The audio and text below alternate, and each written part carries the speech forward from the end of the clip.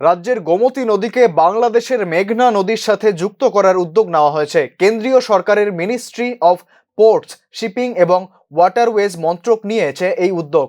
রাজ্যের অভ্যন্তরীণ জলপথ যোগাযোগের প্রকল্পে কেন্দ্রীয় সরকার ইতিমধ্যেই 24,52,57,000 টাকা মঞ্জুর করেছে। এই প্রকল্পে সোনামুড়া থেকে উদয়পুর পর্যন্ত 40 কিলোমিটার গোমতী নদীর খনন করা হবে। 9টি ভাসমান জেটি স্থাপন করা হবে। নদীর পাড়ের ভাঙন রোধের ব্যবস্থা করা হবে। বৃহস্পতিবার পরিবহন দপ্তরের মন্ত্রী সুশান্ত চৌধুরী এই তথ্য জানিয়েছেন। মন্ত্রী জানান, 2020 সালে inland waterways authority of India Sonamura শ্রীমন্তপুরে একটি অস্থায়ী ভাসমান জেটি নির্মাণ করে দেয়। বর্তমানে নদীর পাড় বাঁধানোর কাজ এবং খনন কাজ চলছে। 2020 সালেই সোনামুড়া দাউদকান্দি নদীপথ আন্তর্জাতিক জলযোগাযোগ প্রোটোকল রুট হিসেবে ঘোষিত হবে।